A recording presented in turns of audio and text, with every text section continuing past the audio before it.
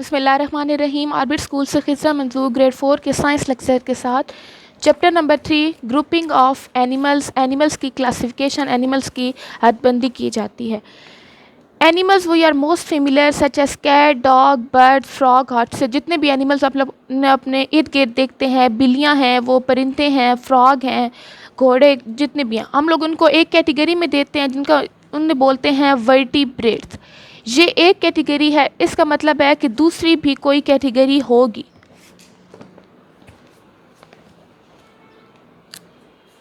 Animals दो main categories में इनको डिवाइड किया जाता है। First one are the vertebrates, second one are the invertebrates. So जी वर्टिब्रेट्स क्या होते हैं? ऐसे एनिमल्स जिनमें रीढ़ की हड्डी मौजूद होती है, जिसे हम लोग स्पाइनल कॉर्ड भी बोलते हैं। So the animals which have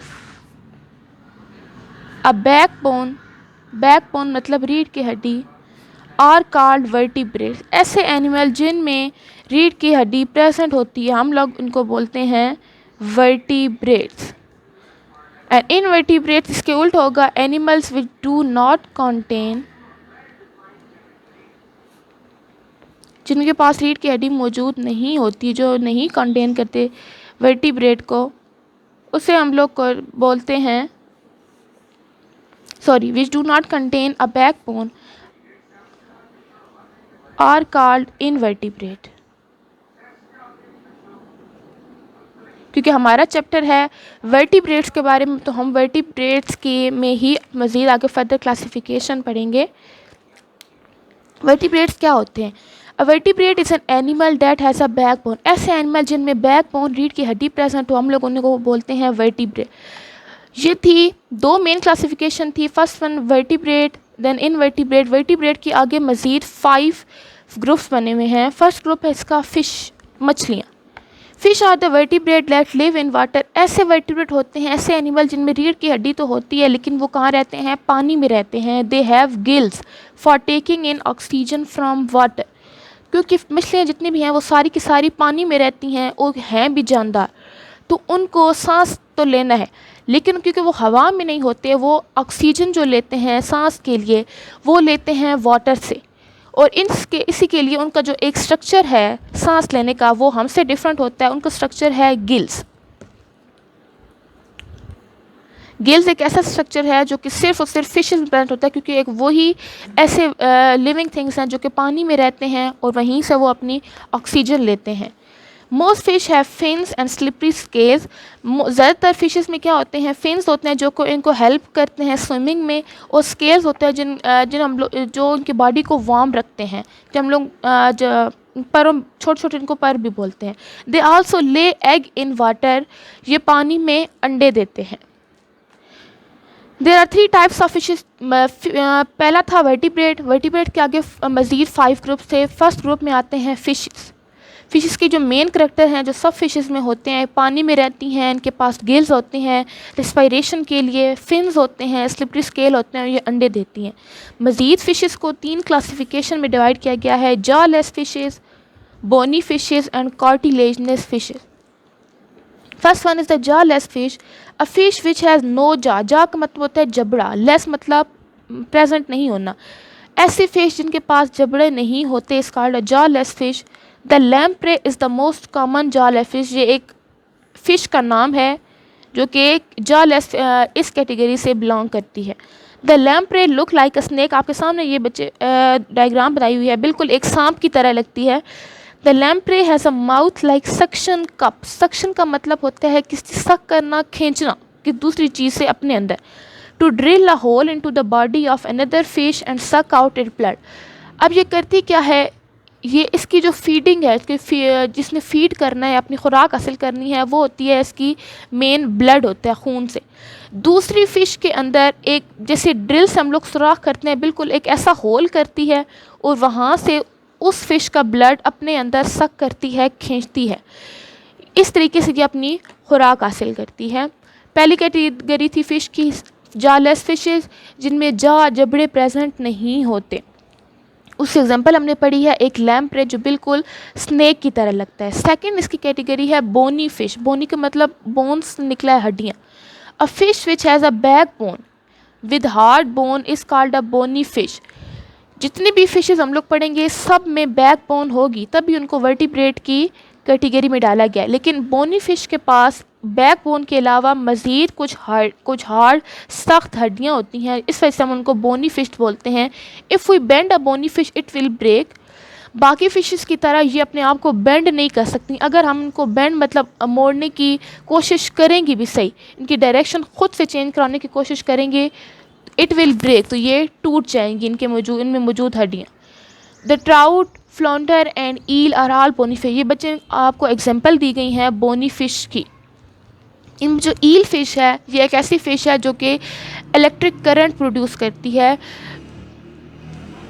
cartilaginous fish, तीसरी कैटेगरी हमारे पास है कार्टिलेजनस फ़िश। कार्टिलेज होती बिल्कुल बोन्स की तरह हड्डियाँ हैं, लेकिन हम लोग उनको बोलते हैं सॉफ्ट बोन्स, नर्म हड्डियाँ। जैसे हमारे जो नोज़ की टिप है, नाक की बिल्कुल टिप है, हमारे जो कान है जिनको हम लोग पिन्ना बोलते हैं, बिल्कुल नर्म टेस्ट है जहाँ पे हम लोग टॉप्स डालते हैं, वो जो है बोनी फिश हैं। आप उनको हाथ लगा के देख सकते हैं वो कितने सॉफ्ट होते हैं। अ fish which has a back bone, ऐसी फिश जिसके पास बैक बोन हो, सब में एक चीज़ कॉमन आ रही है back bone, that is made of tough rabri material. Rabri material ऐसा मटीरियल जिसे हम लोग खींच सकते हैं खुद से अपनी मर्ज़ी से मुताबिक उसकी डायरेक्शन उसको खींच सकते हैं। और कॉल्ड अ कार्टिलेजनस फिश, उन फिशेस को हम लोग बोलते हैं cartilaginous fish. This tough rubbery substance is called cartilage. तो ऐसा सब्सटेंस जो इनकी बॉडी में मौजूद इनको खींचने में हेल्प करता है, उसे हम लोग बोलते हैं कार्टिलेज। और इसी सब्सटेंस की वजह से, इसी चीज़ की वजह से इनका नाम दिया गया है कार्टिलेजनस फिशेस। इनमें बोन्स प्रेजेंट थी, एक्स्ट्रा बोन्स थी बैक बोन के अलावा, इस वजह से हमने उनको बोनी फिश नाम दिया। देन हमारे पास जालेस फिशेस थी, इनमें जा नहीं थे, इनमें इस वजह से हमने उनको जालेस फिशेस का नाम दिया, क्योंकि इनमें एक सब्सटेंस कार्टिलेज प्रेजेंट है, हम उनको नाम दे रहे हैं कार्टिलेजनस फिशेस का। इसके एग्जांपल है शार्क है, स्किड्स है। फर्स्ट कैटेगरी हमारे पास वर्टिब्रेट्स की मुकम्मल हो चुकी है, जो कि फिशेस थी। 3 कैटेगरी थी मज़ीद फिशेस की, jawless fishes, bony fishes and cartilaginous fishes. Second हमारे पास है एम्फीबियन। ये भी वर्टिब्रेट से बिलोंग करते हैं, ऐसे एनिमल्स जिनमें बैक बोन प्रेजेंट होती हैं। एम्फीबियन और द वर्टिब्रेट ऐसे वर्टिब्रेट हैं ये, they spend part of their life in water and part on land. इनकी ज़िंदगी बच्चों बटी हुई होती है, आधी ज़िंदगी ये पानी में गुजारते हैं और आधी ज़िंदगी ये खुश्की पे गुजारते हैं। कैसे गुजारते हैं? फॉर एग्जाम्पल जब ये एम्फीबियन जो होते हैं, जब कोई नया निकलता है एम्फीबियन, वो अंडों से निकलता है, तो इनके जो पेरेंट्स होते हैं पहले वो अंडे जाके देते हैं पानी के अंदर। उस अंडों में से जब नया बच्चा निकलता है, नया एम्फीबियन निकलेगा, तो वो अपनी आधी ज़िंदगी मतलब जब वो अपना बचपन है वो पानी के अंदर ही गुजारेगा, और जब वो बड़ा हो जाएगा, एडल्ट स्टेज उसकी आएगी, तो तब वो लैंड पे आएगा, खुश्की पे आएगा। They have wet and smooth skin, क्योंकि ये पानी के करीब पहले पानी के अंदर अपनी ज़िंदगी गुजारते हैं और फिर जब खुश्की पर आते हैं तब भी पानी के करीब करीब ही रहते हैं, इस वजह से इनकी स्किन गीली गीली सी और स्मूथ होती है। ऑल एम्फीबियन ले एग इन वाटर, जितने भी एम्फीबियन हैं वो सारे के सारे पानी के अंदर अपने अंडे देते हैं, ताकि जब उन अंडों में से जब कोई नया बच्चा निकले तो वो भी अपनी शुरू वाली ज़िंदगी पानी के अंदर ही गुजारे। Young amphibian gate oxygen through Gill. अब जो बच्चे होते हैं एम्फीबियन के, अब होते तो वो भी जानदार हैं, एक बार अंडों से निकल आए मतलब उन्होंने ख़ुद से रिस्पायरेशन करनी है, सांस लेना है, सांस लेने के लिए उनको ऑक्सीजन चाहिए। जैसे हम लोगों ने फ़िशेस में पढ़ा कि फ़िशेस पानी के अंदर होती हैं, इसलिए वो ऑक्सीजन हासिल करने के लिए वो गिल्स का इस्तेमाल करती हैं, लंग्स उनमें नहीं होते। क्योंकि जो यंग एम्फीबियन है, जो बच्चे हैं एम्फीबियन के, वो भी पानी के अंदर होते हैं, इस वजह से वो ऑक्सीजन हासिल करने के लिए गिल्स का इस्तेमाल करते हैं। स्टार्ट में उनके पास गिल्स होते हैं, and through moist skin, gills के ज़रिए भी और थ्रू कि अपनी जो इनकी जो गीली जो नमी वाली इनकी जो जिल्द होती है वहाँ से ऑक्सीजन हासिल करते हैं। Adult amphibian use lung to get oxygen. Adult amphibian मतलब जब ये बड़े हो जाते हैं, मतलब पहले ये स्मॉल साइज था जिसे हम लोग यंग एम्फीबियन बोल रहे हैं, जब ये इस साइज़ में आ गया, ये इस साइज़ में आ गया, तो हम बोलेंगे एडल्ट एम्फीबियन। तो अब इन्होंने अपनी बाकी की लाइफ गुजारनी है खुश्की पर, लैंड पर। तो अब ये गिल्स का इस्तेमाल नहीं कर सकते, इनके अंदर से गिल्स ख़त्म होके लंग्स डेवलप हो जाते हैं। लंग्स मतलब फेफड़े आ जाते हैं, जैसे कि हमारे अंदर होते हैं, क्योंकि हम अपनी पूरी की पूरी लाइफ खुश्की पर गुजार रहे हैं और हमने जो ऑक्सीजन हासिल करनी है सांस लेने के लिए वो हवा से करनी है, पानी के अंदर हमारा कोई काम नहीं है। तो जैसे ही एम्फीबियन अपनी लैंड पर गुजारने के लिए आते हैं तो वो अपने अंदर लंग्स डेवलप कर लेते हैं। फ्रॉग, टोड, न्यूट, सैलमेंडर, मेंढक आपने देखे होंगे, ये सारे एग्जांपल जो हैं वो एम्फीबियंस की हैं। एक बिल्कुल अलग सा काम है जो एम्फीबियन बाकियों से हट कर करते हैं, वो है हाइबरनेशन। हाइबरनेशन क्या होती है? ड्यूरिंग विंटर सीजन, सर्दियों के मौसम में फ्रॉग और टोड, मेंढक जो हैं, गो इनटू अ विंटर स्लीप कॉल्ड हाइबरनेशन। सर्दियों के मौसम में क्या होता है, कुछ इन्वायरमेंट के इश्यूज़ की वजह से ये क्या करते हैं, अपने आप को बिल्कुल छुपा लेते हैं, बाहर नहीं आते। आप लोगों ने कभी भी सर्दियों में मेंढक वगैरह को कभी भी नहीं देखा होगा। अब इस दौरान वो मरते नहीं हैं, इसको हम लोग बोलते हैं बहुत लंबी नींद होती है, एक पूरा सीज़न की नींद। कुछ एनिमल्स होते हैं गर्मियों को बर्दाश्त नहीं कर सकते, वो गर्मियों के मौसम, पूरे गर्मियों के सीज़न में, अब गर्मियों का सीज़न चाहे 6 महीने चले, 8 महीने चले, उस दौरान वो बिल्कुल तनाई में रहते हैं। इसी तरीके से जो फ्रॉग हैं, टोड हैं, वो सर्दियों के मौसम को बर्दाश्त नहीं कर सकते, वो सर्दियों के मौसम में बिल्कुल अपने आप को छुपा के रखते हैं। उस पूरे पीरियड को, उस पूरे वक्त को, जितनी देर में वो छुपे रहते हैं, चाहे वो 4 महीने हो, 3 महीने हो सर्दी, उसे हम लोग बोलते हैं hibernation period. Their body use the food stored in their body. क्योंकि ये मरे नहीं होते, इनको क्या खुराक चाहिए, तो ये क्या करेंगे, अपनी बॉडी के अंदर ये सीज़न स्टार्ट होने से पहले ही फूड को स्टोर कर लेंगे और इस पूरे पीरियड के दौरान, हाइबरनेशन के दौरान, वही फूड यूज़ करेंगे। इसके एग्जांपल एम्फीबियन की न्यूट्स एंड सैलमेंडर। फ्रॉग और टोड से हट के हैं ये दोनों एम्फीबियन से, क्योंकि इनमें टेल नहीं होती, इन दोनों में टेल होती है, अच्छी खासी, ये लिजर्ड की तरह लगते हैं। Newt and salamander are amphibian, they have tail. इनके पास क्या है जी, टेल से देखें, a long tail. Newts and salamander must live in moist area. इन्होंने भी कहाँ रहना है जी, ऐसे इलाकों में, ऐसी जगह पर रहना है जहाँ पर नमी हो, पानी की कुछ न कुछ मिकदार हो हवा के अंदर। Some live in the water all their life, क्योंकि हमने स्टार्ट में पढ़ा कि एम्फीबियन आधी अपनी ज़िंदगी पानी में गुजारते हैं और आधी खुश्की पर। लेकिन ये जो हैं न्यूट्स और सैलमेंडर, इनमें कुछ ऐसे होते हैं कि ये खुश्की पर आते ही नहीं है, अपनी सारी की सारी लाइफ पानी के अंदर ही गुजारते हैं। जब पानी के अंदर गुजारे देंगे तो मतलब है कि उनके पास गिल्स होंगे सांस लेने के लिए, ऑक्सीजन को अपने अंदर लेकर जाने के लिए और कार्बन डाइऑक्साइड को बाहर निकालने के लिए। 2 कैटेगरीज हमारी हो गई वर्टिब्रेट की। फर्स्ट वन है द फिशेस, सेकंड वन है एम्फीबियंस। एम्फीबियंस भी फिशेस की तरह अंडे देती हैं और वो अंडे कहाँ देते हैं, पहले पानी में देते हैं। थर्ड कैटेगरी है हमारे पास रेप्टाइल्स। रेप्टाइल्स आते हैं वर्टिब्रेट, ऐसे वर्टिब्रेट्स होते हैं, वर्टिब्रेट का मतलब लफ्ज़ आ गया तो मतलब बैकबोन है, डेट हैव। अब इनकी स्किन जो है दूसरों से मुख्तलिफ है, ड्राई खुश्क है, स्केली है, स्केल्स इनके ऊपर बने हुए हैं, छोटे छोटे खुद जैसे पर हैं, and lay eggs on land. ये भी अंडे देते हैं लेकिन ऑन लैंड, खुश्की पर अंडे देते हैं। पहली दोनों जो हमने कैटेगरीज पढ़ी थी, फिश, एम्फीबियन, वो अंडे दे रहे थे पानी में। These vertebrate breathe air through lungs, क्योंकि इनका पानी में कोई काम नहीं है, लैंड पर इन्होंने अंडे देने हैं, वहीं से नए बच्चे, वहीं से नए निकलने हैं और उन्होंने अपनी सारी की सारी लाइफ लैंड पर गुजारनी है। इसीलिए इनके पास क्या है जी, ऑक्सीजन लेने के लिए एयर से लंग्स हैं, जैसे कि हमारे पास है, ह्यूमन के पास। This group of animals include, इस ग्रुप में रेप्टाइल में कौन कौन से एनिमल शामिल हैं? स्नेक, सांप हैं, लिजर्ड है आपके पास, छिपकली जिसे हम बोलते हैं, टोर्टाइस हैं, मगरमच्छ हैं, टोर्टाइस है, कछुए हैं, क्रोकोडाइल, मगरमच्छ हैं। ये सारे के सारे हमारे पास रेप्टाइल्स में आते हैं। अगर सिंपल से आपको बताऊं तो रेप्टाइल्स वो चीज़ होते हैं जिनको हम लोग रेंगने वाला जानवर बोलते हैं। स्नेक आपने देखा कभी भी उठ के नहीं चलता, पाँव ही नहीं होते, अपनी बॉडी को मूव करवाता है ऑन द लैंड। आपने लिजर्ड देखी होगी जो कि चलती नहीं है बल्कि दीवार के ऊपर ही रेंगती है। देन आपने क्रोकोडाइल देखा है, वो भी बिल्कुल बहुत आहिस्ता आहिस्ता से उसकी चाल है, वो भी रेंग के चलता है। क्रोकोडाइल, आपने मगरमच्छ देखा है, आपने कछुए देखे हैं, ये सारे के सारे रेंगने वाले जानवर हैं। रेप्टाइल्स की एग्जांपल करने जा रहे हैं वो है जी snake. Most snake are not poisonous. ज़्यादातर जो सांप होते हैं हमें शक्ल से या उनके नाम से जितनी हम लोगों ने देखते हैं वो हमें बहुत डरावने लगते हैं, लेकिन वो ज़्यादातर जो स्नेक होते हैं वो जहरीले नहीं होते, उनमें जहर मौजूद नहीं होता।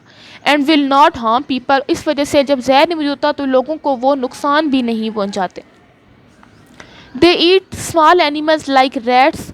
ये बहुत छोटे छोटे जानवर खाते हैं। जैसी बात है, जानदार हैं, इनको खुराक की ज़रूरत तो होगी, जैसे कि चूहे होते हैं, ये इन एनिमल्स को अपनी फीडिंग के तौर पर इस्तेमाल करते हैं। The snakes which are poisonous, लेकिन हमने बात की ज़्यादातर, लेकिन कुछ स्नैक पॉइजनस जहरीले होते हैं।